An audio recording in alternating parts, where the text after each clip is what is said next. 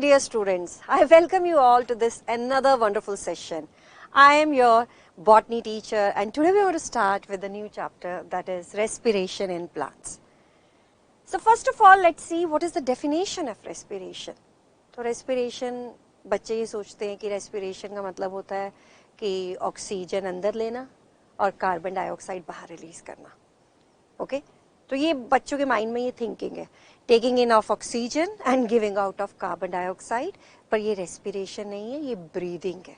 ये ब्रीदिंग है. रेस्पिरेशन का मतलब एग्जैक्टली क्या है?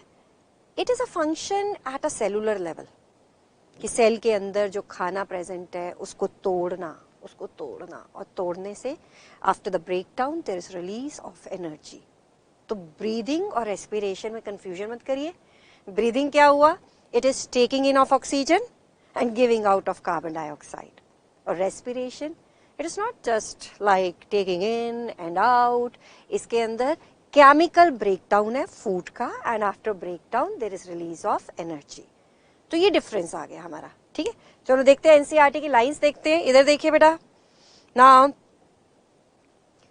the gaseous exchange, that is intake of oxygen and release of carbon dioxide is breathing. ये तो बस अंदर लेना बाहर आना वो breathing है. ठीक है, तो respiration लेकिन क्या है? It is oxidation. तो word ये जरा ध्यान से, oxidation word. It is oxidation of खाना, okay, of organic molecules, breaking up of their carbon-carbon bonds by using enzymes. And after breakdown of the bonds, energy will be released and this energy is going to be trapped in the form of ATP.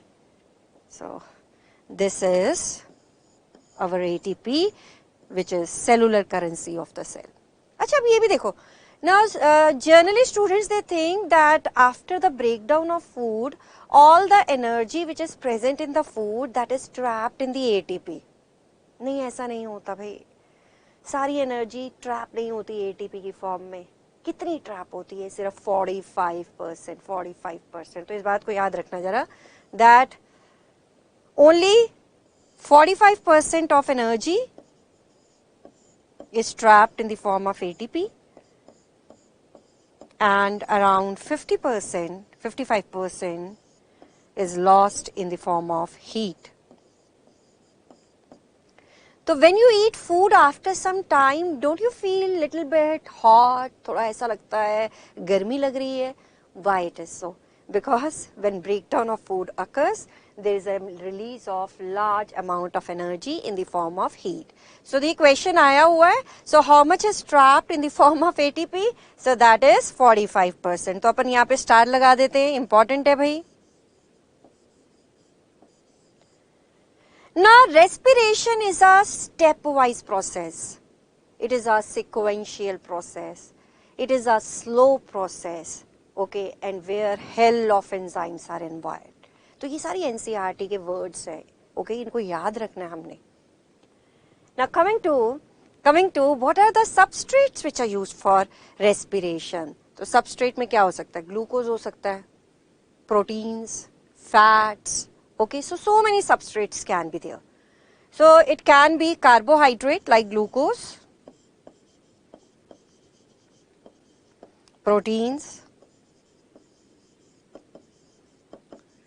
fats, and organic acids. So can you see so many substrates are there for the respiration, but if a question is asked here, out of all these, which is the most, which is the one which is mostly used in the cell, which is the most preferred substrate, क्या कहेंगे आप? हैं? So type करो जरा answer कि इनमें से कौन सा सबसे preferred substrate है. Chat box पे type करो. Yes, very good. So it is glucose. This one. This is most preferred. देखो अभी देखो, आज जैसे अगर किसी को हम हॉस्पिटल में एडमिट करते हैं और उसको हमने कोई एनर्जी सोर्स देना है, कोई सबस्ट्रेट देना है, तो वो आईवी के through what do you give? IV के through do you give proteins, देसी घी फैट देते हैं क्या? नहीं भाई, glucose. You give glucose, so you have to keep this in mind that out of all the substrates, the one which is most preferred and which is going to give you instant energy, वो glucose है भाई, ये याद रखना. Okay, so first preferred one is glucose, this one. If glucose is not there, then fats. Glucose खत्म है, starved condition है, नहीं है भाई glucose, तो fat, and then rest of these proteins comes. Now we have already talked about this, which is the most preferred substrate for respiration, that is glucose.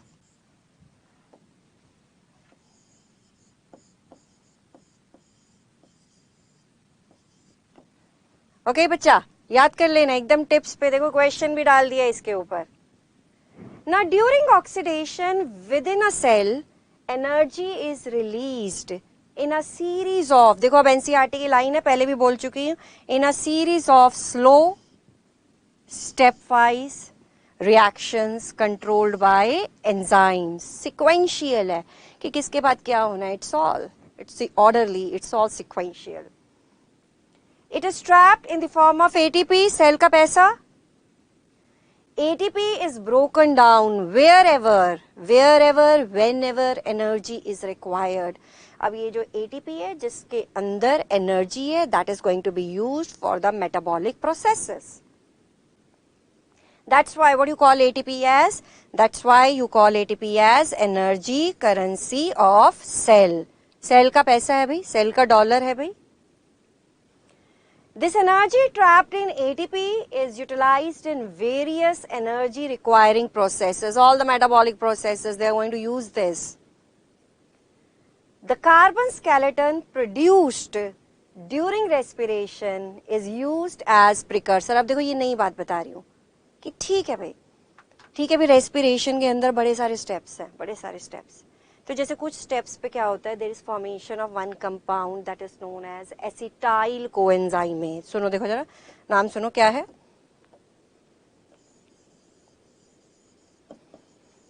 Acetyl coenzyme ए. तो ऐसे लिखते हो, coenzyme A को को ए लिखते हो ना. अब जैसे रेस्पिरेशन हो रहा है, so at the time of respiration बड़े सारे कंपाउंड्स बनते हैं. एक बनता है ये acetyl coenzyme A. And you know that acetyl coenzyme A can be used for the synthesis of fat. हाँ, इससे फैट बना सकते हैं acetyl coenzyme में. Suppose करो जैसे कि I am on dieting, so I have not taken any fat, I have not eaten any fat, okay? And अब फैट तो एक बॉडी का इंटीग्रल पार्ट है ना. Fat is required in the cell. Yes, fat तो एक body का important part है. If I am not taking it from outside, तो if I am not taking it from outside, so it needs to be synthesized inside. तो कैसे synthesize होगा बताओ भाई. अगर मैंने डाइटिंग करी है और मैंने फैट नहीं खाया है, तो मेरे अंदर फैट कैसे बनेगा? एसिटाइल कोएंजाइम में this is going to be used for the fat synthesis. Okay, तो क्या मतलब हुआ? अरे भाई, जरूरत पड़ने पर these precursors they can be used for synthesis. तो बहुत बढ़िया बात है भाई. ATP भी बन रहा है, हीट भी बन रहा है, बॉडी को गर्म भी कर रहा है, and it can be also used for the synthesis of compounds. And one good example for that is fat synthesis भी हो रहा है. ओके, तो मतलब इन सब से हमें क्या पता चलता है? That this pathway is involved in breakdown. खाना तोड़ रहा है भाई, but it pathway can also be involve in synthesis.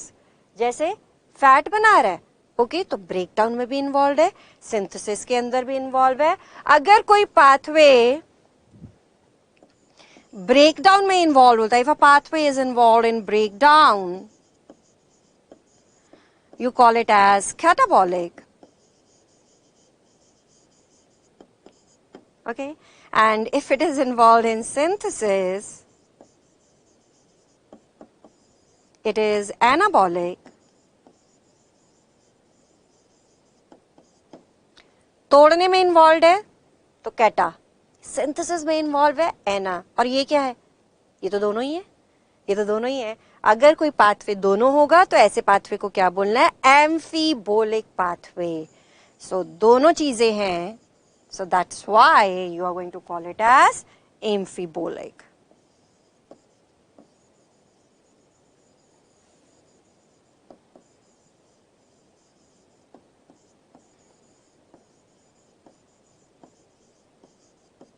Okay, amphi का मतलब क्या होता है? What do you mean by amphi? Amphi means both, दोनों चीजें।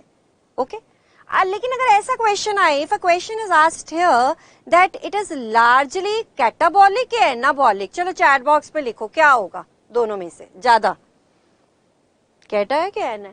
कम on, yes, what is the answer? हाँ, largely it is involve in break down. Yes बच्चा, it is catabolic. Clear हो गया? चलो अब देखो आगे। So this is our energy currency of the cell. This is energy currency of the cell, that is ATP. Full form है adenosine triphosphate. तो in adenosine triphosphate, can you see these are three phosphate molecules? These are the three phosphate.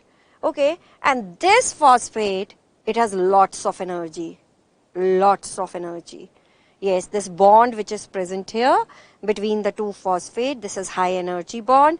Even this one is high energy bond. So whenever, wherever energy is required, तो वहां पर ATP पहुंच जाएगा, ATP पहुंच जाएगा. These bonds, they will undergo breakdown and there will be release of energy. Clear है? तो ये energy bond है, high energy bond है, ये याद रखना है. You know that in us there is presence of complex respiratory system. Respiration के लिए कितना complex system present है? अभी देखो हमारे पास lungs present हैं, lungs present हैं, तो कितना connective network present है. So such complex respiratory system and organ, they are present in humans. तो उसके अंदर lungs का एक बहुत major role है. Okay? But क्या हम तो plant की बात कर रहे हैं, तो what do you think कि do plant possess respiratory system, that complex organs जैसे हमारे अंदर present है? जवाब क्या है इसका? No, नहीं भी, नहीं, ऐसा नहीं है उनके अंदर. See here, plants don't have specialized organs for gaseous exchange. They don't have, but they have stomata and lenticell. तो भाई complex structures नहीं हैं. क्या है? देखो एक तो ये present है stomata, और एक ये जो pores दिख रहे हैं, ये देखो ऐसे तो दिख रहा है. What is the shape? Shape कैसी है? Lens shape है. So lens shape है, that's why you call them as lenticell. बात को ध्यान से सुनिए. They are lens shape, that's why you call them as lenticells. Okay, fine. Stomata and lenticels, they are present. No complex other structures they are present. ऐसा क्यों है? ठीक है, पहले मैंने जवाब दे दिया कि नहीं है. They don't have lungs, they don't have complex organs. But why? Why don't they have? Because उनकी needs ही नहीं है ना इतनी gaseous exchange की. Plant की इतनी need ही नहीं है. Okay? तो पहला reason इसका क्या है? First reason, what is the first reason? That their requirement for the gaseous exchange is not so high. Second क्या चीज है? Second चीज ये है that each plant organ takes care of its own gaseous need. जैसे मतलब ऐसा हो कि जैसे मेरा ये हाथ है, ये अपना ही gaseous, इसके अंदर जो भी ऑक्सीजन चाहिए वो अपना खुद मैनेज कर रहा हो. ये वाला हाथ, ये वाला आर्म अलग मैनेज कर रहा हो. ठीक है, लेग्स अलग मैनेज कर रही हो. पर ऐसा नहीं है हमारे अंदर, तो ऐसा नहीं है. It's not in us. In plants every leaf, every stem is taking care of its own gaseous needs. किसी पे कोई डिपेंडेंट नहीं है. मतलब ये नहीं है कि one leaf is saying to the fifth leaf, भाई तू मेरे लिए भी गैस जो है अंदर ले ले. नहीं. Every leaf is taking care of its own gaseous needs because each part is having stomata for the gaseous exchange. तो हर कोई अपने में लगा हुआ है, कोई ऐसे कॉम्प्लेक्स सिस्टम की रिक्वायरमेंट नहीं है. तो देखते हैं भैया एनसीईआरटी की लाइन देखते हैं. अब देखो ये क्या है? In plants, cells are closely packed and located quite close to the surface of the plant. This is another thing, that the cells, they are present, they are closely packed and they are present near the surface. तो मान लो कि surface के ऊपर ये stomata है. Let's say this is stomata. Okay, through the stomata, oxygen is coming inside. And the living cells, they are present near the surface.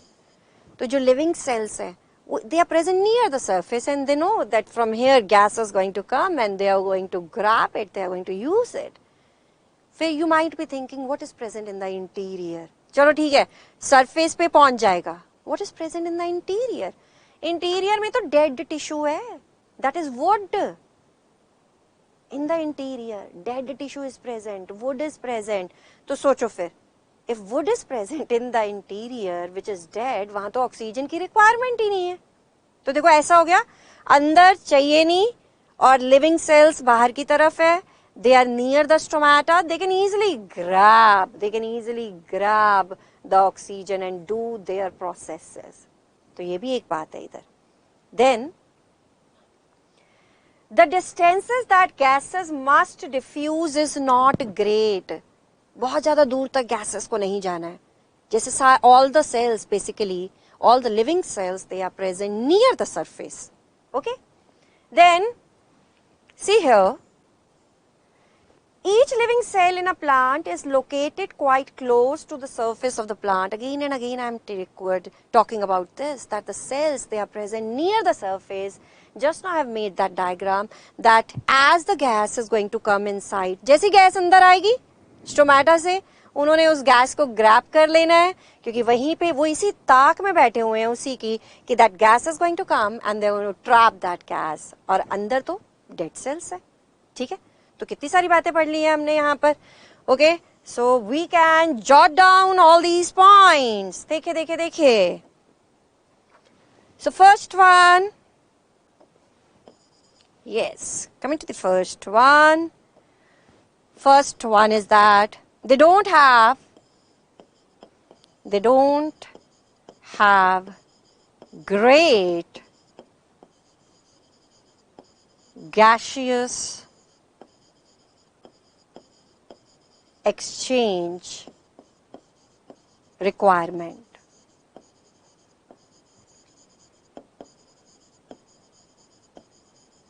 तो ये ज्यादा जरूरत ही नहीं है ना. ठीक है ना. If they don't have much need, so there is no need for that complex system. Yes, there can be some high need. There can be some high need at the time of photosynthesis. Photosynthesis के time पे हो सकती है ऐसी requirement. Okay, but that can be easily managed with the help of stomata. कोई दिक्कत ही नहीं है. Stomata can easily grab that oxygen or carbon dioxide for that purpose. Okay, बेटा. Second, each organ takes care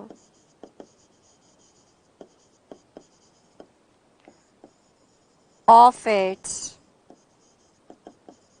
own need. ठीक है, तो every organ is going to take care of its own gaseous needs. तो one पत्ती is not dependent on another पत्ती. वो उसको आवाज नहीं लगा रही कि मेरे लिए भी तू गैस अंदर ले ले. ओके, वन पत्ती is not dependent on the another पत्ती.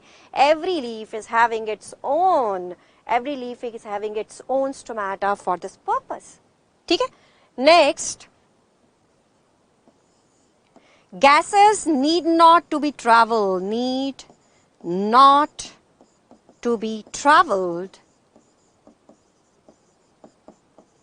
To great distances.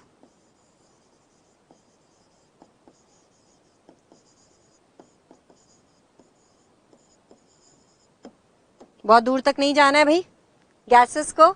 Okay, and I have told you last point that cells, living cells, they are present near surface. Stomata को देख रहे हैं भी, जैसी गैस अंदर आएगी उसको ग्रैब कर लेंगे. सो लिविंग सेल्स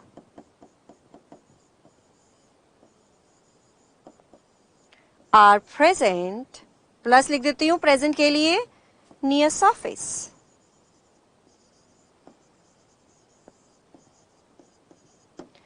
ओके बच्चा, this part is clear to everyone? If it's clear please give me thumbs up, अगर क्लियर है तो बोलो।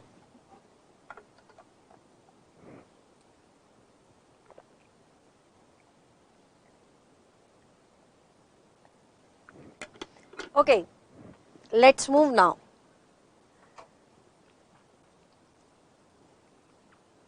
So we have talked about all this, so now it's the types of respiration. So in respiration, if the respiratory substrate is glucose or fat, अगर ये respiratory substrate है तो you call it as floating respiration, and if respiratory substrate is protein, you call it as protoplasmic respiration. So here you can write it is glucose और fat being respired और यहाँ पर protein.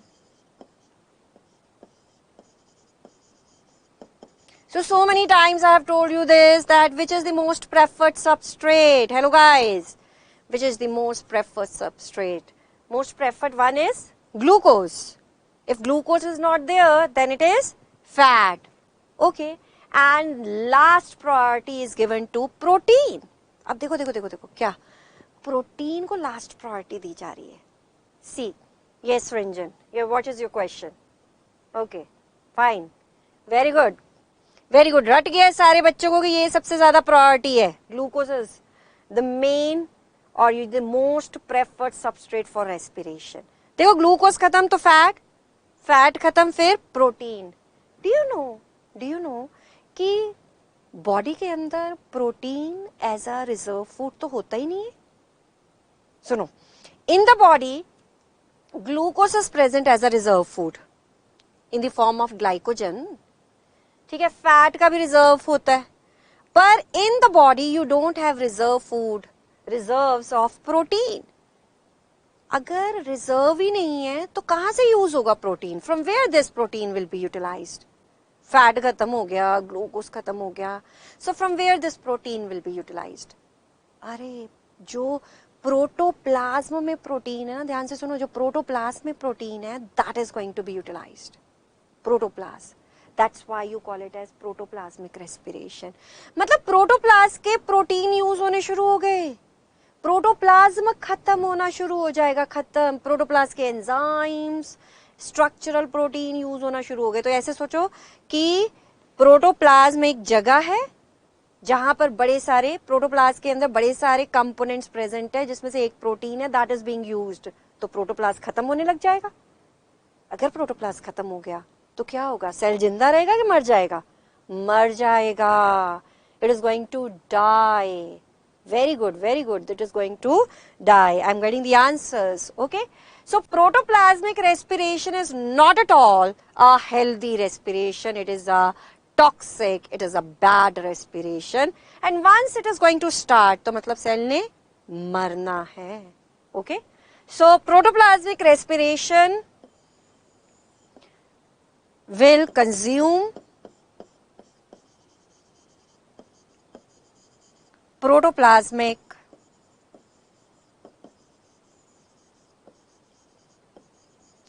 proteins. So it leads to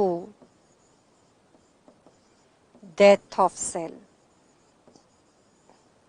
So मतलब once it is going to start ना, then it is means अब तो गया वो सेल, तो चला गया भाई, बहुत बस खत्म है कहानी फिर.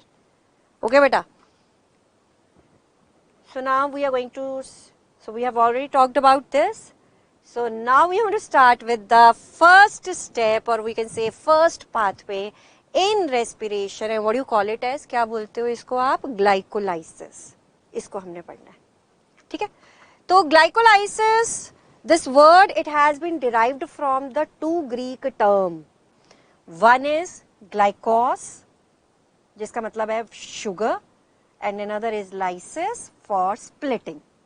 So दो वर्ड से अराइज हुआ है. ग्लाइकोस मीन्स ग्लूकोज, lysis का मतलब क्या होता है? Breakdown, splitting. So here glucose breakdown will occur. तो देखो आप कोई भी सेल है, कोई भी सेल है, in all the cells this pathway is going to occur, this pathway is going to occur, whether it is a yeast cell, algae का सेल, चाहे वो बैक्टीरिया का सेल हो, कोई भी सेल लो भाई, कोई भी ले आओ दुनिया में से, A B C D E F G, कुछ भी ले आओ, कोई भी सेल हो, ये पाथवे तो चलना ही चलना है ग्लाइकोलाइसिस का. That's why what you call it as, क्या बोलते हो इसको, यूनिवर्सल पाथवे है भाई, यूनिवर्सल पाथवे है, हर जगह होता है भाई. ठीक है ना. ग्लाइकोलाइसिस में सबस्ट्रेट क्या है हमारा, ग्लूकोज है. देखो भाई अब ग्लूकोज आएगा कहां से, let's see from where it will come. इधर देखिए, so glycolysis is also known as EMP pathway, इसको EMP पाथवे भी कहते हैं. And this pathway was given by these 3 scientist, तभी बोला गया है. तो that is Embden, Paranus, Mayerhof. So EMP pathway. So name of all these scientists NCERT के अंदर present है, so you have to learn the names. So this is really very important. Okay बच्चा, चलो. So glycolysis मैंने बता दी है कि this pathway is going to occur in all the organism, whether these organisms are prokaryotic or eukaryotic. तो question arise होता है ये कहाँ पर होता है और ग्लूकोज कहाँ से आएगी, जो मैंने बोला अभी हम उसके बारे में बात कर रहे हैं. तो करने वाले हैं वेयर इट अकर्स, साइटोप्लाज्म में होता है, लिख लो सारे बच्चे. It is always and always going to occur in cytoplasm. ठीक है, लोकेशंस आर इंपॉर्टेंट बच्चे. In the respiration, generally it is being asked that where Krebs cycle will occur, where link will occur. So this is important. Okay. Now what is the source of glucose? देखो भैया, देखो glucose कहाँ से आएगा. एक ही हो सकता है that sucrose will undergo breakdown with the help of the enzyme invertase. There is formation of glucose and fructose.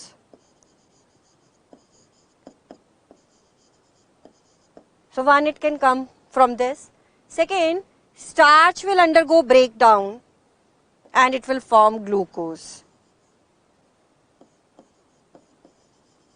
Okay, so I am going to write this again here. So it can be glucose or fructose.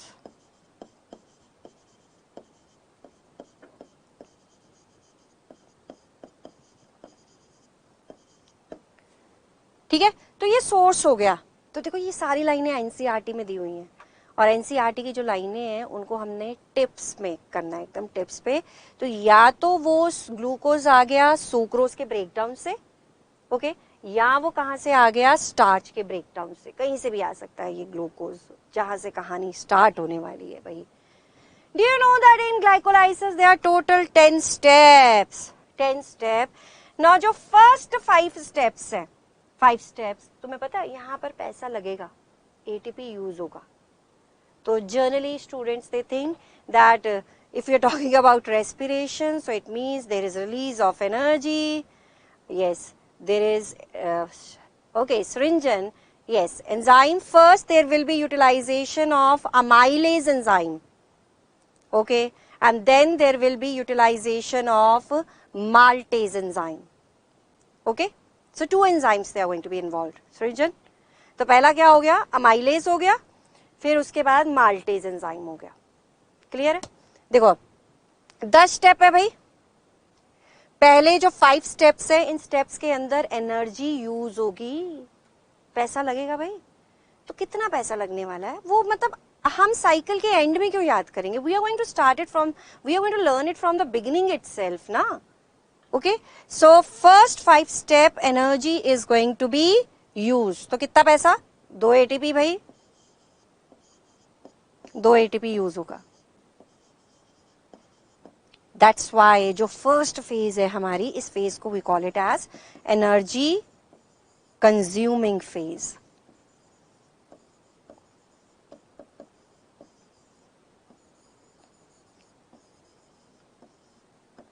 ठीक. Next जो 5 steps है, इसमें पैसा बनेगा. There will be formation of ATP. तो कितना ATP बनने वाला है, 4 एटीपी बनेगा. Okay, and 2 NADH, 4 ATP 2 NADH बनने वाला है नेक्स्ट फेज में। तो ये जो फेज है अब इसके अंदर पैसा बनेगा, so that's why what you call it as, it is known as pay off phase.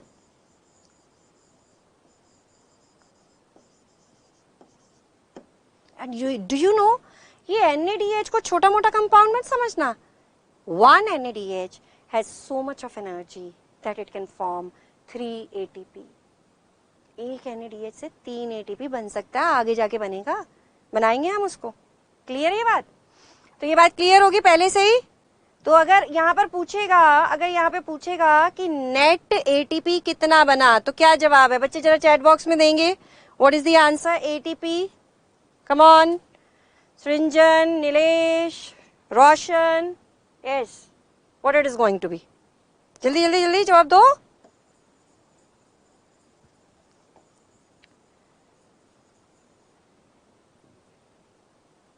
Yes, very good, very good, Srinjan, 2 ATP, because 4 ATP यहाँ पे हमने बनाया, 2 यहाँ पर यूज करा, so what is going to be the net? 2 ATP, लिख लीजिए यहाँ पर 2 ATP, okay? Now, so let's take up this question before starting with the detailed study of glycolysis. एक question है, बहुत easy है, that in floating respiration, what are the substrates? क्या क्या यूज होता है? क्या क्या यूज होता है इसके अंदर, फ्लोटिंग के अंदर? Fat and carbohydrate. This is our right answer.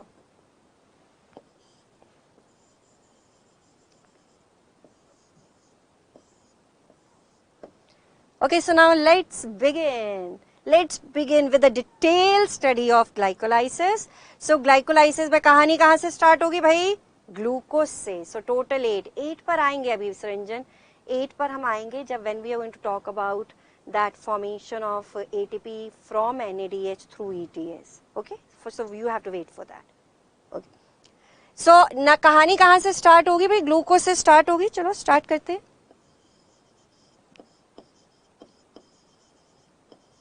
You know, glucose, it is a 6 carbon compound. Now first thing what is going to happen, ये जो ग्लूकोज है इसके अंदर फॉस्फेट ऐड होगा, right? So if phosphate is added, so simply you can call it as phosphorylation reaction. तो कौन सी position पर add हुआ? 6th पर ऐड हुआ। सो ग्लूकोज के साथ फॉस्फेट ऐड होगा 6th पोजीशन पर। That's why you are going to say that compound which has been formed, that is glucose 6 phosphate.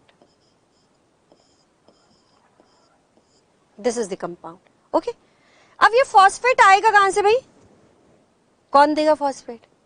ATP देगा भाई। Yes, ATP. So at this step there will be utilization of ATP, and please अब याद कर लो, whenever ATP is going to be used या ATP बनेगा, enzyme which is going to be involved, that is kinase. सारे बच्चे? Yes, तो ये भूलना नहीं है भाई।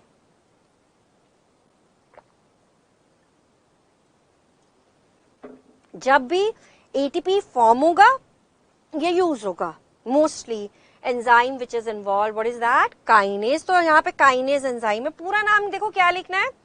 सो you are going to call it as glucokinase, glucose. So generally name of enzyme is on the basis of name of substrate.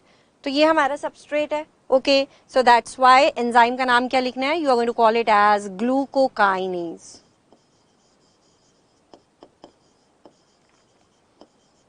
Now somewhere name of enzyme can also be on the basis of product. कहीं कहीं पे होता है, but generally what is the rule that name of enzyme is on the basis of substrate. देखो अब मैं जैसे थोड़े थोड़े rules बताती जाऊंगी, how you give name to the enzymes, याद कर लेना है, because बाद में आपने मुझे चार्ट बॉक्स पे लिख के देने हैं enzymes. Fine? अब देखो next देखो, now this glucose 6 phosphate, it is going to be changed into fructose 6 phosphate.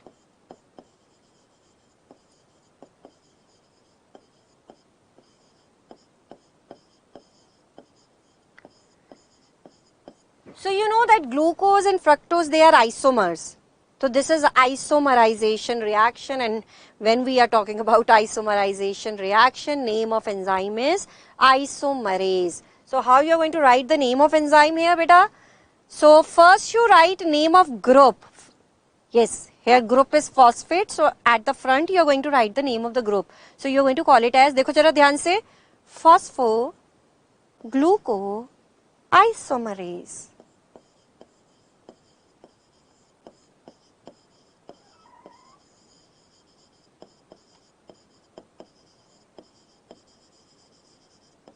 Clear है? So this is how nomenclature is done. Okay. So अब ये fructose 6 phosphate क्या होगा इसका? Now one more phosphate will be added at the first position now. एक तो you can see here एक already phosphate है, सारे बच्चे देखो ध्यान से. Already it is there. Now one more is added at the first position. So what is going to be our compound? So साथ साथ chat box में आप खुद लिखते जाइए. You will write ना. When you will write, so it easier for you to retain. Because जब कोई भी चीज आप लिख लेते हो ना वो दिमाग में इम्प्रिंट हो जाती है. मैं नहीं कहती, साइंटिस्ट कहते हैं. ओके तो आप साथ साथ लिखते जाइए कि क्या क्या बनने वाला है. So this is going to be changed into fructose 1,6 bisphosphate. ठीक है बच्चा. 1 phosphate is now more, 1 phosphate has been added, 1 more phosphate has been added. So कौन देगा भैया ये phosphate? कहाँ से आएगा? ATP से. Very good. Okay, I'm getting the answers. ATP. So what is going to be the name of enzyme? क्या बोलेंगे enzyme को? Kinase. नाम लिखो सारे बच्चे chat box में. पूरा नाम क्या होगा? phosphofructokinase.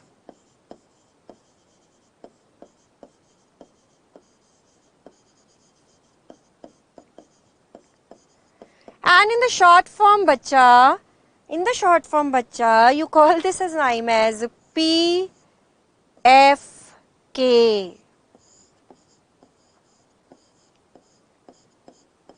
This is enzyme. And you know this is very important enzyme of glycolysis. कैसे important है? Very good, I'm getting the answers, right answers. Okay, now you can name enzymes very well. So what is the significance of this enzyme? Now, significance of this enzyme is that this enzyme is going to determine whether the rate of glycolysis should be fast या slow. मतलब खाने को जल्दी तोड़ना है, खाने को ज़्यादा तोड़ना है कि कम तोड़ना है. ठीक है, दोबारा सुनो. This enzyme is going to determine that whether there is need of faster or more breakdown of glucose. ज़्यादा खाना तोड़ना है कि कम तोड़ना है. तो ये ग्लाइकोलाइसिस के टूटने के रेट को कंट्रोल करता है. ये पेस को कंट्रोल करता है. ग्लाइकोलाइसिस के टूटने के रेट को कंट्रोल करता है. That's why what you call this enzyme as. Pace को कंट्रोल कर रहा है ना, तो क्या बोलोगे एंजाइम का नाम? पेस मेकर है. This is pace maker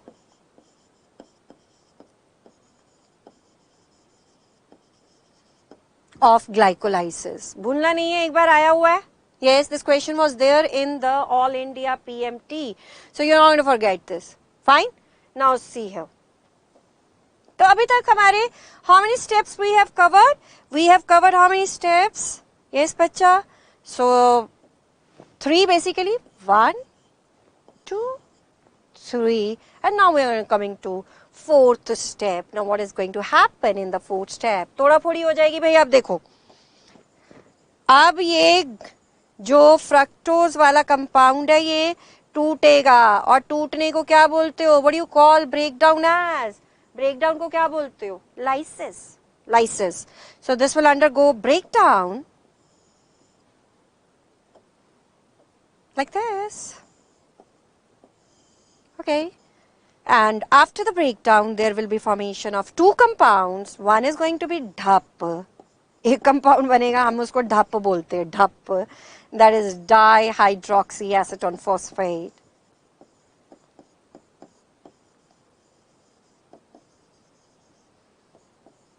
okay, तो ये 3 कार्बन कंपाउंड है.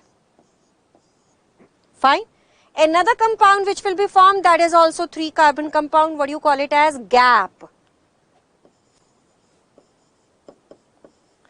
So that is glyceraldehyde 3-phosphate.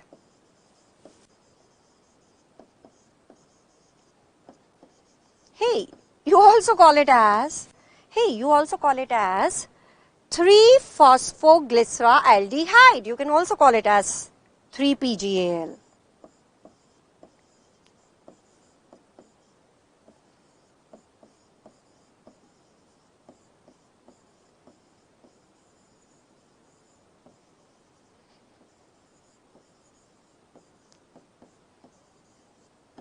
तो देखो यही, this is also 3 carbon compound, that one is also 3 carbon compound. Okay. So this is our fourth step. Now coming to the last step, fifth step. You know that DHAP and GAP, they are isomers of each other. तो ये एक दूसरे के isomers हैं. So this DHAP can be changed into GAP. ये DHAP जो है, it can be changed into GAP. Fine. An enzyme which is involved here, that is triose isomerase.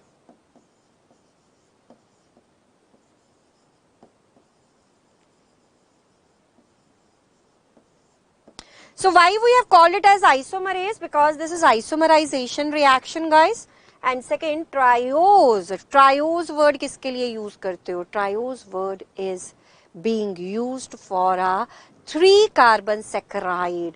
तो ये 3 carbon saccharide ही तो है, 3 carbon. तो तभी word क्या use करा? Triose. जैसे ग्लूकोज क्या है? Glucose is a 6 carbon saccharide. So you call it as hexose. तो ये 5 स्टेप हो गए हमारे. तो 5 स्टेप के अंदर हमारे पास कितना पैसा यूज हो गया? देखो देखो देखो कितना यूज हो गया. एक एनर्जी यूज हो गई यहां, $1 यहां यूज हो गया, $1 यहां पर यूज हो गया. ठीक है, तो 2 यूज हुए. Fine. Now at the end of this first phase we have got 2 gaps. 2 gap कैसे हो गए? Because this DHAP has also been changed into GAP. So it means now the second phase is going to start with which compound? GAP कह दो या PGL कह दो, that is पागल बोल देते हैं हम उसको, तो वो बोल दो. तो कितने हैं आपके पास? 2 हैं भाई. ये पागल से बहुत सारी एनर्जी निकलने वाली है NADH की फॉर्म में, वो देखते हैं कैसे निकलेगी. सी है ना. Now let's begin with the GAP now.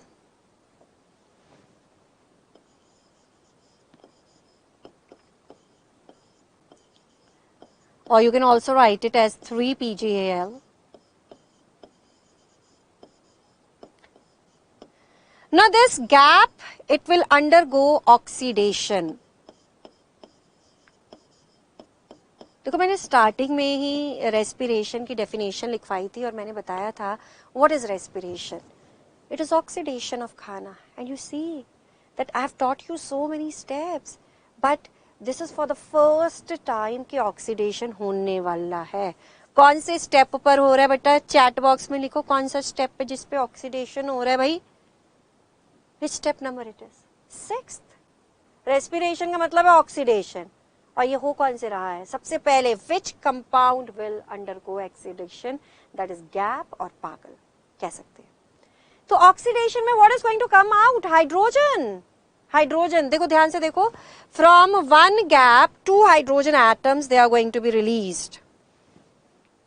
ध्यान से 2 हाइड्रोजन एटम्स. और देखो देखो एनसीईआरटी की line, these hydrogen atoms they are also known as redox equivalents. ठीक है, ध्यान से सुन लो भाई नीलेश. ये जो 2 हाइड्रोजन एटम निकले हैं यहां पर, ये रिडॉक्स इक्विवेलेंट्स कहना है. तो अगर क्वेश्चन पूछा जाएगा फ्रॉम 1 पागल और from 1 PGL how many redox equivalents have been released? 1 नहीं, 2 है. ठीक है, तो थोड़ा सा ट्रिकी सा है, पर ध्यान से सुनते जाओ सारे. ना 2 हाइड्रोजन एटम का मतलब क्या हुआ? 2 hydrogen atom means 2 hydrogen ion and 2 electron. ये मतलब है भाई इसका. ओके, सो ये जो हाइड्रोजन आयन है इसका होगा क्या? ये these hydrogen ions and electrons they are going to be picked up by NAD+. देखो भाई क्या हुआ. See here,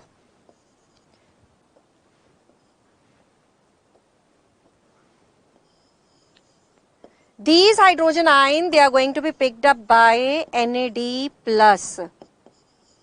तो ये इसको संभाल के रख लेगा. ओके, तो NAD प्लस ने देखो क्या करना है, यहां से 2 इलेक्ट्रॉन लेने हैं और यहां से एक हाइड्रोजन आयन लेना है बेटा, सिर्फ एक लेना है.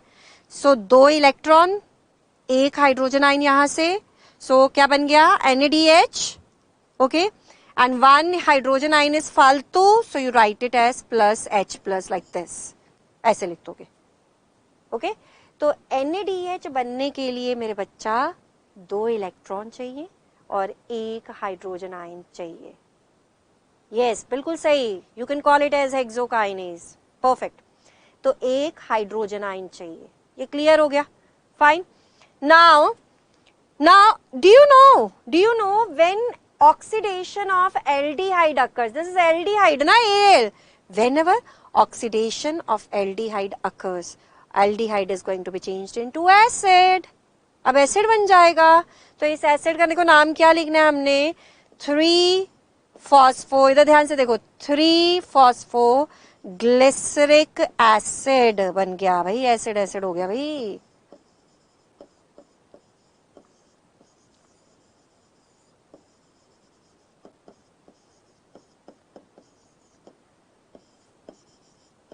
ये तो यहां तक की बात समझ आई.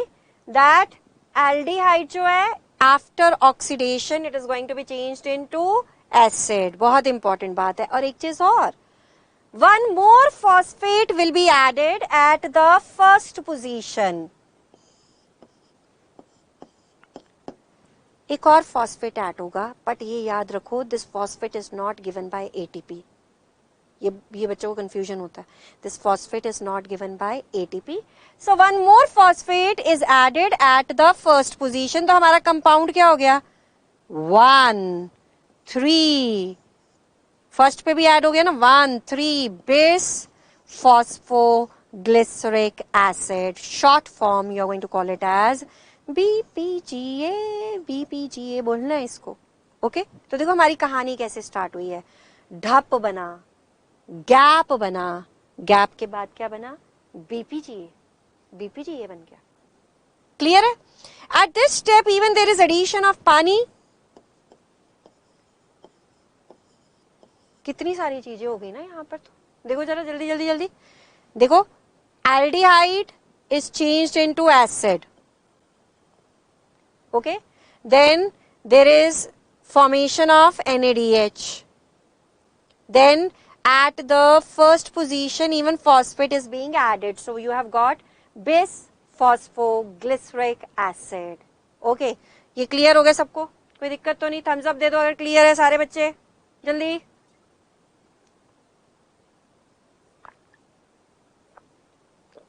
fine, but you know that this step is going to occur twice. why this step is going to occur twice? Because you have 2 gaps ना, 2 gaps हैं आपके पास. तो कोई दिक्कत नहीं है. You can multiply everything by 2. You are going to have 2 gaps. Okay, so you are going to get 2 NADH. Here they are going to be 4 hydrogen atoms and 2 BPGA. So 2 gaps, they have been changed into 2 BPGA. बच्चे, they are asking me about which enzyme is involved here. देखो.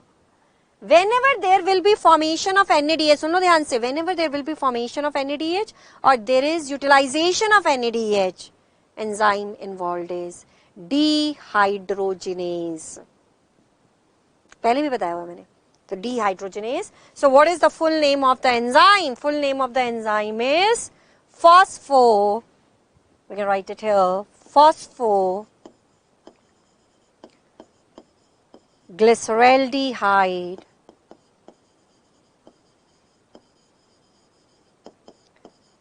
dehydrogenase. Dehydrogenase you write it as DH. ठीक है? तो whenever there will be utilization of ATP वाला enzyme क्या है बोलो? Kinase.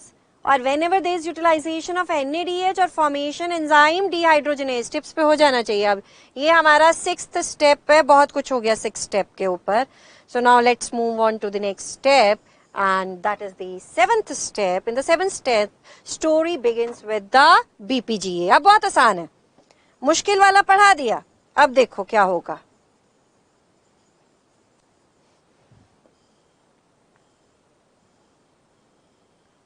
चलिए बेटा. Now BPGA is going to be changed into PGA. देखो पहले मैं याद करवा देती हूँ sequence. This BPGA is going to be changed into 3 PGA. देखो 3 PGA, फिर 3 PGA से क्या होगा, 2 PGA, 2 PGA से PEP, and from PEP pyruvic acid. तो पहले तो सीक्वेंस याद कर लो भाई फटाफट सारे बच्चे. ओके, सो बीपीजीए से ये आ गया हमारा पीजीए, 3 PGA, फिर 2 PGA, then PEP, and then at the end there will be formation of pyruvic acid. So this is our 7th, 8th, 9th, 10th step. 7वें स्टेप पर अब देखो क्या होने वाला है. अब देखो, now this BPGA has 2 phosphate. Everyone should see here. It has 2 phosphate. So one is at the first position, bachcha, and another one is at the 3rd position. So the one at the first position, this is going to come out. This is going to be released. अगर ये release हो गया, so obviously you are left with 3 PGA जो लिखा हुआ है यहाँ पे.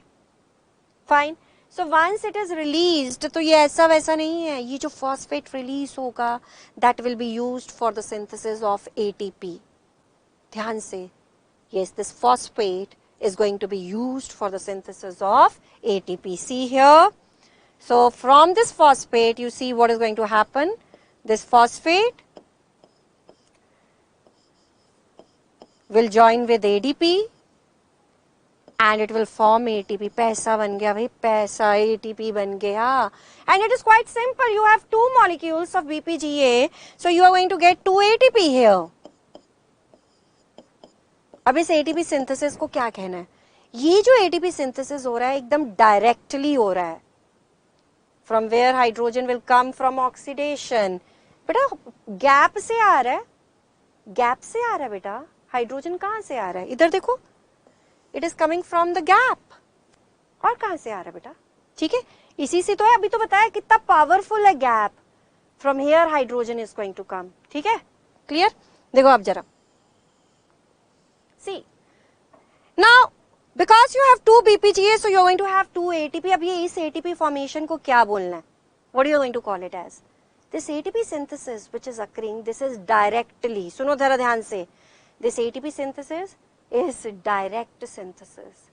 This ATP synthesis is not requiring that complex which is known as F0, F1. याद करो मैंने पढ़ाया है. There is one complex F0, F1 which forms ATP. So this ATP synthesis is occurring directly without F0, F1. तो इस ATP synthesis को क्या कहना होता है?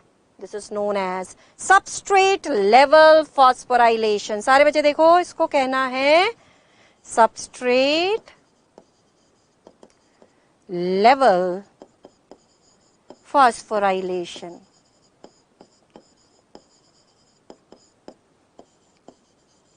ये बोलते हैं इसको. And in the short form, you can call it as SLP.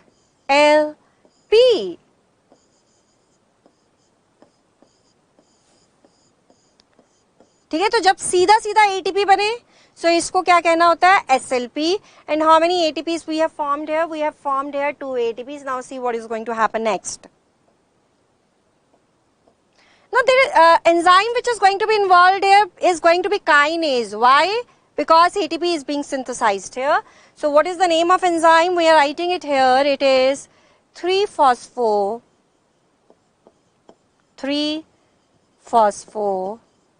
glycerate kinase. Now this is very simple reaction. Can you see here that earlier phosphate was at the 3rd position. Now it has been changed to the 2nd position. 3rd से बस 2nd पे आ गया है. So you have 2 molecules of this. So you're going to get 2 molecules of this. So what is going to be the name of the enzyme? Mutase. अब जो ninth step है, यहाँ पर पानी बाहर आएगा. Yes, there is going to be loss of water. तो पानी यहाँ पे बाहर निकाल देते हैं. Okay, and you are going to get this compound. What is the name of this compound? Phosphoenol pyruvate.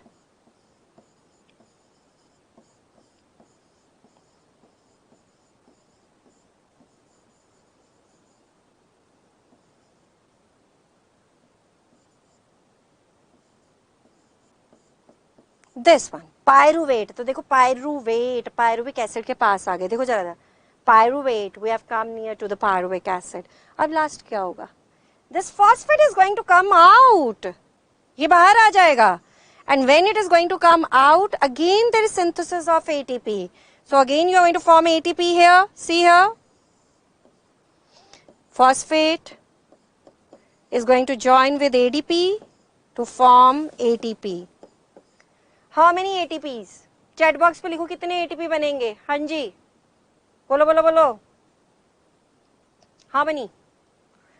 Because you have 2 PEP na, 2 PGA, they have been changed into 2 PEPs. So it is quite simple. You are going to have 2 ATP here. भाई 2 ATP और बन गए. And this ATP formation is again this one, that is substrate level phosphorylation. And at the end you are going to have 2 molecules of pyruvic acid. 2 molecules pyruvic acid के बन गए. तो हमने ये glycolysis पढ़ लिया. That in glycolysis you are going to form how many ATP? देखो कितना ATP बनाया हमने. 2 यहाँ पर बनाया, 2 यहाँ पर बनाया. So total we have got 4 ATP total. But if a question is asked here that what is net ATP production, so obviously we have used 2 in the earlier steps. So to net पूछेगा तो it is going to be 2. Please. Yes, once again I am telling you substrate level phosphorylation. Substrate level phosphorylation का मतलब होता है सीधा सीधा ATP बनना. सीधा सीधा. याद करो. In the photosynthesis I have told you that ATP can be formed from F0 F1 complex. इधर देखो जरा, याद करा रही हूँ. ये complex बनाया था. ये तो ये F0 part है. This is F1. Okay, this can form ATP. Fine. But यहाँ पर जो ATP बन रहा है, that is not with the utilization of F0 F1. It is occurring directly. So when ATP is formed directly, सीधा सीधा, ऐसे से याद रखो, सीधा सीधा, you call it as substrate level phosphorylation. Clear हो गया सबको? Clear है? Yes, very good. Very good, Nilesh. At the 9th step, enzyme involved is anolase. And at the last step, because we are forming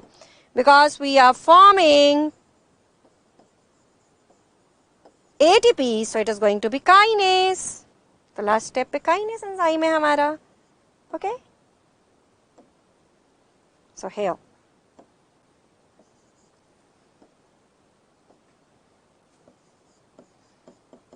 You call it as pyruvate kinase.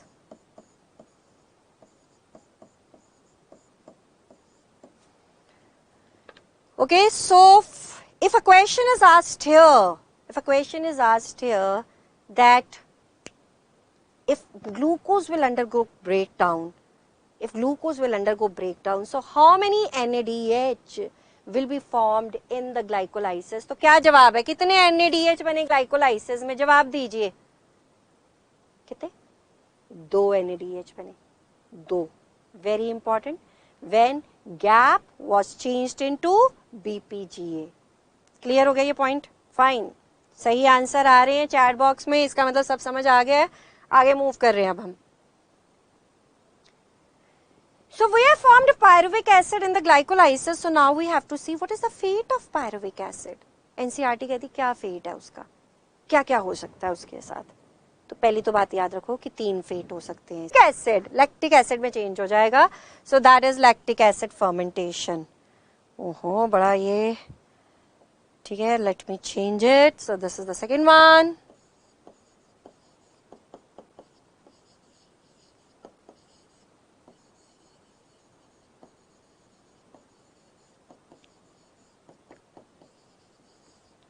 Third is that this pyruvic acid, it will undergo complete breakdown. पूरा चकनाचूर हो जाएगा. Carbon dioxide बनेगी, water बनेगा. It will undergo complete breakdown when oxygen is present. Please, oxygen is present, so it is known as aerobic respiration.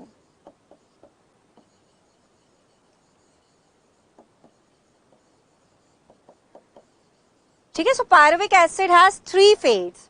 So alcoholic fermentation, lactic acid fermentation does not require oxygen. It does not require oxygen. So these two, they are going to be part of anaerobic respiration.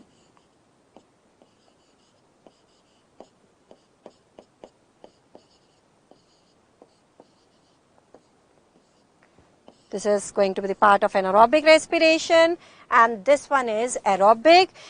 Then in anaerobic respiration, you know कितना पैसा बनेगा 2 ATP, क्योंकि देखो chapter में पढ़ना ही क्या, पैसे की तो सवाल है सारी, कितना कितना ATP बनना पहले से याद रखो. मैं तो पहले ही बच्चों को रटवा देती हूँ.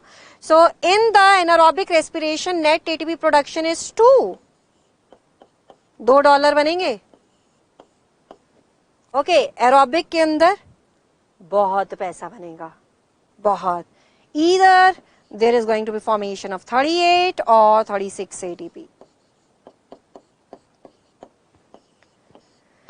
तो देखते हो आप कितना इस चीज को अंडरस्टैंड कर पाए हो. अगर आपसे ये क्वेश्चन पूछा जाएगा कि इन सारे पाथवेज में से या सारे फेट में से which is the most common fate in the majority of organism, तो क्या जवाब है? सबसे ज्यादा कौन सा फेट होता है? सोचो. हिंट है कि जहां पर पैसा ज्यादा बनता होगा वो, कि जहां पे कम बनता होगा. क्या लगता है? I've got the answer. Obviously, in majority of organism, this pyruvic acid, it will undergo complete breakdown, चकनाचूर हो जाएगा, और कितना सारा ATP बनेगा. थर्ड वाला फेट जवाब आ चुका है. तो चलिए चलिए, जब जवाब दे देते हैं मतलब समझ आ गया, आगे मूव करते हैं. Now, first of all, we are going to talk about that anaerobic wala process. In the anaerobic process, whether there is going to be alcoholic or there is going to be lactic acid fermentation. Okay, guys. So, in the alcoholic or lactic acid fermentation, we have talked about this much, that we have formed pyruvic acid. देख लो. ये जो fermentation में ये पहला जो step है, ये हम पढ़ चुके हैं, ये glycolysis. मैंने पहले भी बता दिया है that whether it is aerobic or anaerobic respiration, glycolysis is for every. Glycolysis is involved everywhere. तो glycolysis तक पढ़ चुके हैं हम. दोबारा देख लो जरा, glycolysis में हमने क्या क्या पढ़ लिया है. कि we have used 2 ATP here, fine, and then we have formed 4 ATP and we have also formed 2 NADH. ठीक है, तो ये हम बना चुके हैं पहले. ओके, तो this is the mini form of glycolysis. अब हमारे हाथ में क्या है जी? पायरुविक एसिड है. अभी पायरुविक एसिड का देखते हैं अभी होना क्या है भाई, क्या होने वाला है. See here, now this pyruvic acid, if it will undergo alcoholic fermentation,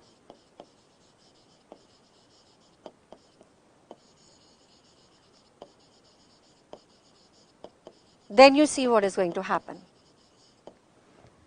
Now from this pyruvic acid, there is a release of carbon dioxide.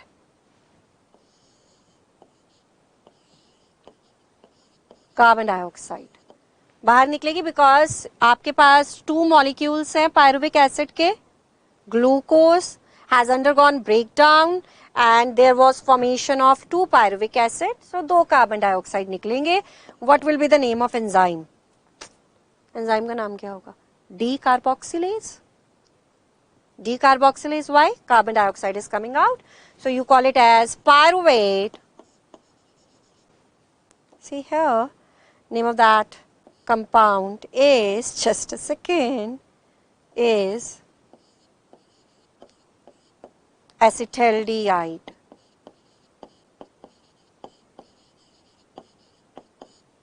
This compound is there. Now this acetaldehyde, now it will undergo reduction. So reduction means addition of hydrogen. And question arises here, who is going to give hydrogen? Hydrogen is going to be given by NADH. दोबारा सुन लो ये point. Reduction का मतलब होता है addition of hydrogen. And that is going to be given by NADH. So look at this. यहाँ पर हमने दो NADH बनाए थे ना, ये बनाए थे हमने दो NADH. Now they are going to be used. तो इसका खर्चा हो जाएगा, तो इसको फिर भूल जाना कि कभी बने भी थे. दो NADH बनाए थे और दो यूज हो गए, खत्म हो गई कहानी इसकी. तो वो सब खत्म हो गया. तो देखो आप जरा. So here there will be utilization of two NADH.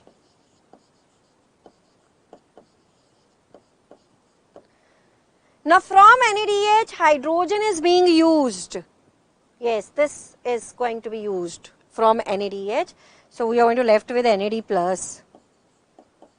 और बच्चे आपको मालूम है, जब एल्डिहाइड का रिडक्शन हो जाए तो क्या बन जाता है? अल्कोहल बन जाता है.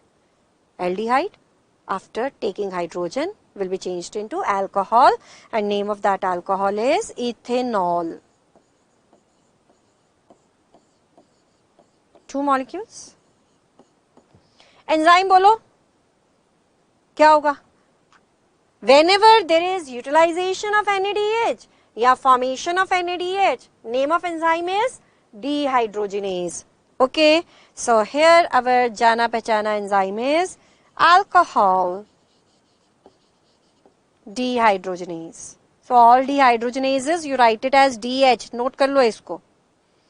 So this is all about our first fermentation, that is alcoholic fermentation. बच्चा ये सारा पहला हो गया. पहला fermentation बहुत आसान है, कोई दिक्कत तो है नहीं इसमें कि पहले कार्बन डाइऑक्साइड निकली है और फिर NADH यूज हुआ है. And you know that alcoholic fermentation is done by the yeast. Yeast means when yeast is going to do fermentation, बहुत कार्बन डाइऑक्साइड निकलेगी भाई, बहुत. This carbon dioxide helps in fluffiness of cake pastries. तो जो तुम्हारी cakes होते हैं, pastries होती हैं, ऐसी स्पॉन्जी होती हैं, वो किसकी वजह से होती हैं? क्योंकि yeast is going to produce large carbon dioxide. फिर जब आप उस मटेरियल को बेक करते हो तो कार्बन डाइऑक्साइड निकल जाती है और बड़े बड़े होल्स बन जाते हैं. Soft. Okay, so soft spongy bread किसकी वजह से बनती है? कार्बन डाइऑक्साइड निकलने की वजह से बनती है भाई, soft spongy bread. So we know this very well that alcoholic fermentation is done by the yeast. Yeast लिखना example.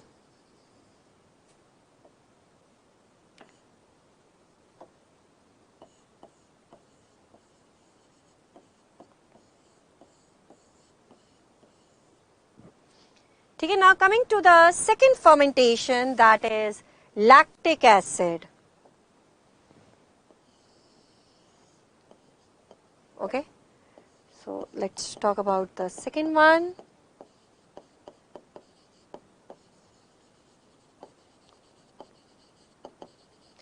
Now this lactic acid fermentation,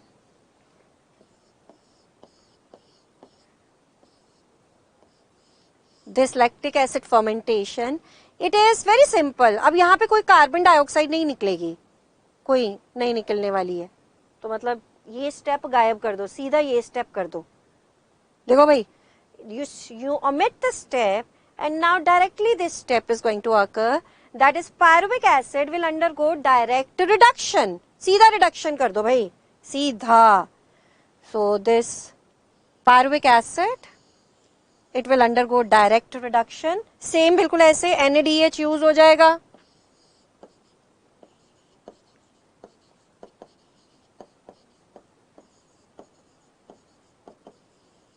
If NADH being used here, so what is the name of the enzyme? Dehydrogenase. What do you call it as?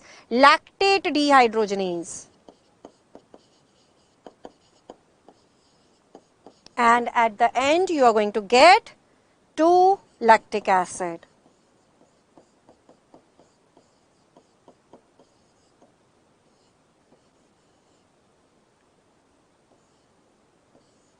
this.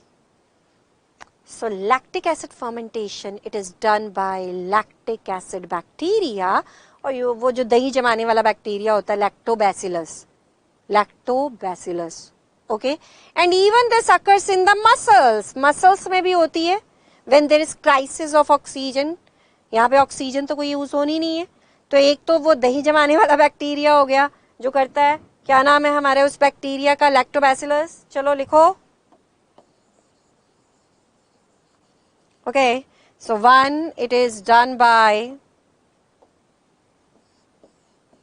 lactobacillus,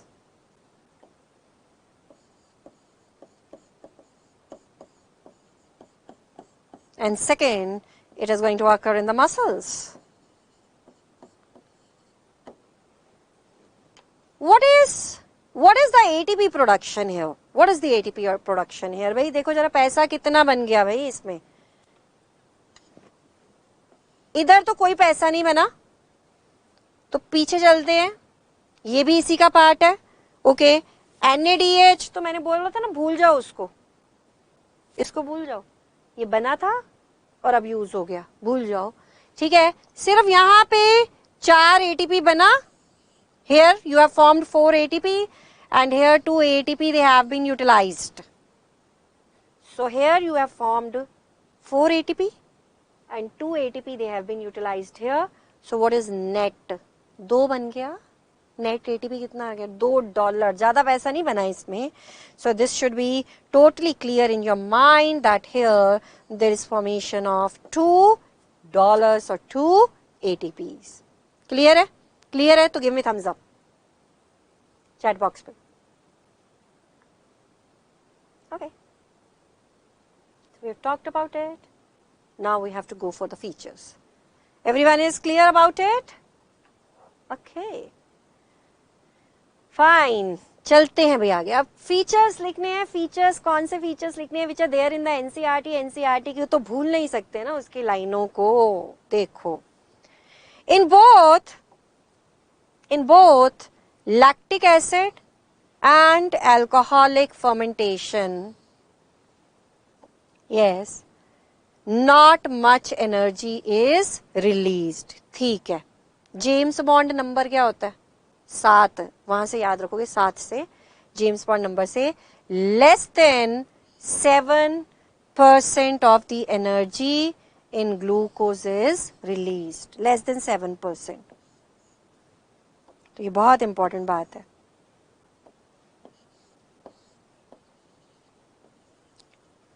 fine. ना less than 7% of energy is release, और इसमें से भी ये जो energy release हुई, सुनो मेरे बच्चे, not all the energy is trapped in the form of ATP. दोबारा सुन लो इसको. Less than 7% of energy has been released, and out of all this not all is trapped in the form of ATP. फिर बाकी का क्या हुआ भाई? हीट की फॉर्म में रिलीज होगी.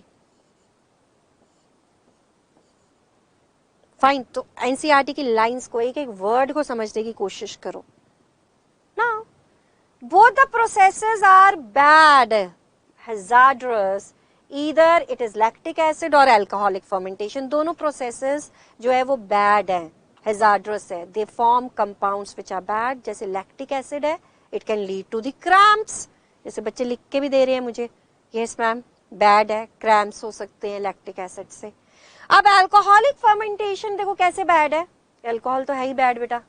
देखो, yeast alcohol बनाता है. ध्यान से सुनो. तो yeast जब alcohol बनाता है ना, so बनाते if the concentration of alcohol reaches 13%, if the concentration of alcohol reaches 13%, it will kill yeast. मतलब जो बना रहा है अल्कोहल को वो ही किल हो जाएगा. तो सोच सकते हो कितनी गंदी चीज है ये, कितनी गंदी चीज है. सो 13%, ये वैल्यू याद रखनी है. 13% of the alcohol is going to lead to death of बेचारा ईस्ट जो बना रहा है इसको. Okay. In both lactic acid and alcohol fermentation, we have talked about this, okay. Next, alcohol fermentation results in the release of carbon dioxide. इसी से तो soft cake बनता है भाई. While lactic acid fermentation, only lactic acid. Good. No carbon dioxide. Then the reducing agent is NADH. NADH बनाया फिर use कर लिया. Okay. And NADH बनाया और use कर लिया. और last चीज that 13% of alcohol can lead to death of yeast. Okay guys, we are done with the anaerobic. We are done with the anaerobic respiration where we have talked about the alcoholic and lactic acid fermentation. खत्म हो गया भैया. अब now we want to talk about the next part, that is aerobic respiration. जैसे बहुत सारा पैसा बनने वाला है. पहले याद कर लिया हमने कितना पैसा बनने वाला है, या तो 38 या 36. ठीक है. Now in aerobic respiration, glycolysis we have already talked about it. Now second step which is going to occur, that is oxidative decarboxylation of pyruvic acid. Second step of pyruvic acid. तो ये दूसरा step होगा. We have already talked about this one, glycolysis. Yes, second step is going to be this. And what is going to be the third step? Third step is Krebs cycle. ये होगा भाई, cycle चलेगी भी, Krebs cycle. Fourth is going to be ETS, electron transport system.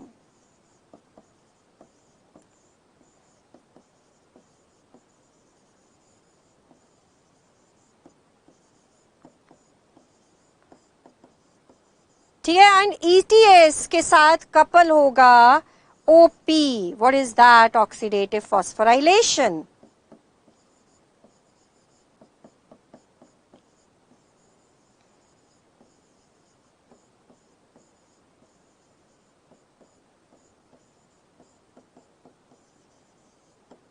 So in aerobic respiration, now it is not simple सा छोटा सा step. अब कितने सारे step होने हैं.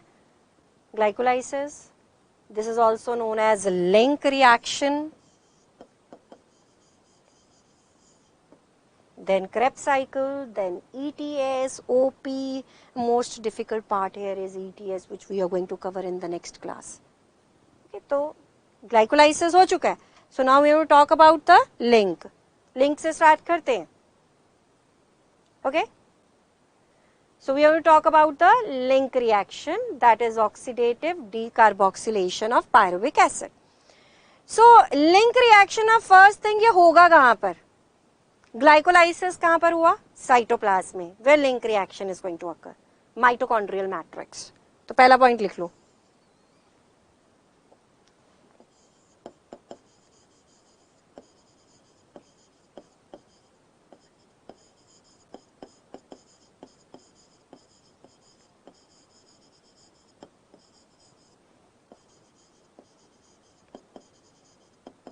मैट्रिक्स के अंदर होगा. बहुत सिंपल है ये वाला पार्ट जो है.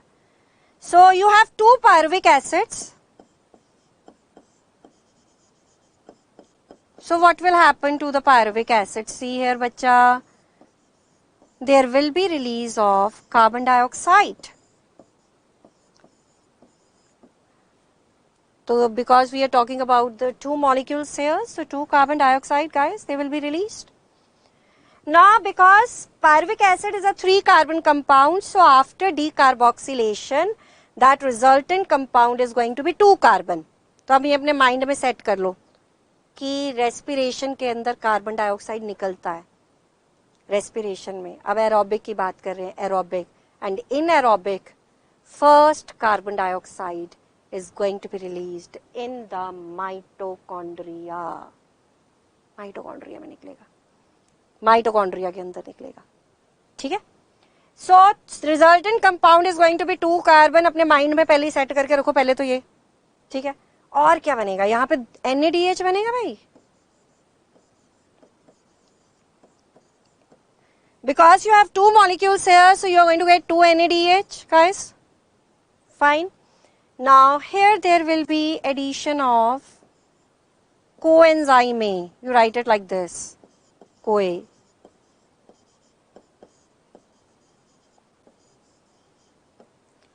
So 2 molecules will be added. Okay, 2 CoA will be added. So resultant compound क्या बन जाएगा? उसमें CoA तो लगा नहीं है, कौन बनेगा? Acetyl coenzyme A.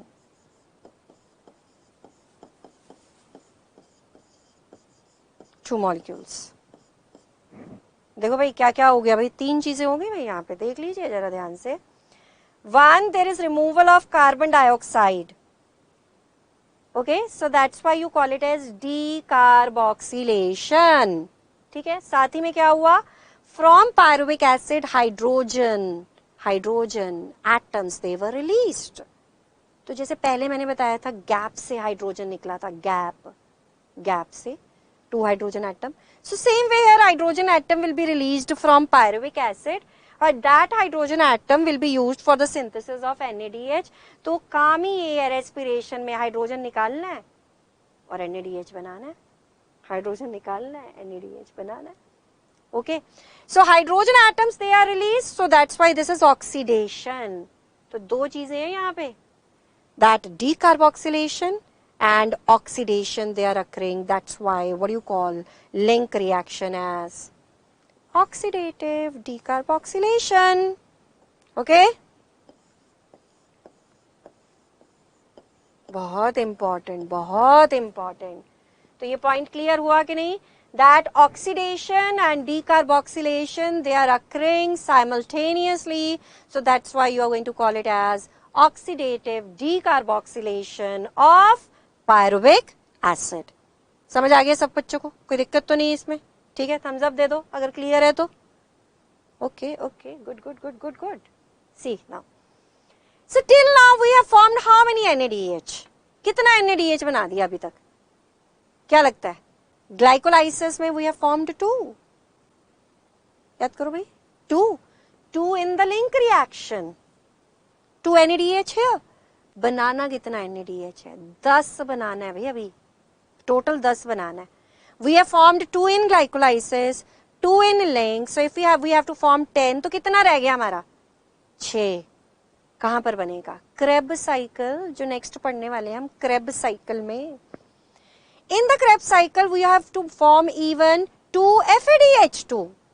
बहुत काम करने वाले हैं, मतलब Krebs cycle में तो बहुत अभी काम करने वाले हैं. तो देखो मेरे बच्चे कि जो next हमने पढ़ने वाले हैं Krebs cycle के अंदर देखो, you have to form 6 NADH and 2 FADH2. ये तो बनाना ही बनाना है, इसके अलावा और भी बहुत चीजें बनानी है. तो Krebs cycle is going to be, that next lecture is going to be really very interesting, because I am going to give you tricks how you can learn the Krebs cycle. And even before starting with the Krebs cycle, that whole sequence I am going to tell you what all is going to be synthesized, ताकि वो पहले ही आप learn कर ले, पहले ही learn कर ले. तो जो बनना है वो पहले ही learn कर लीजिए, बाद में तो करना ही है, तो पहले से अपना mindset होना चाहिए. ठीक है? So that's all about the today's lecture. So in the next lecture we are going to talk about Krebs cycle, ETS, और बहुत सारा पैसा बनाना है. And I've told you that in the aerobic respiration कितना पैसा बनने वाला है?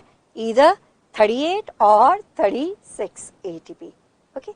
So that's all about the today's lecture. Hope you have enjoyed it. See you. Bye bye everyone.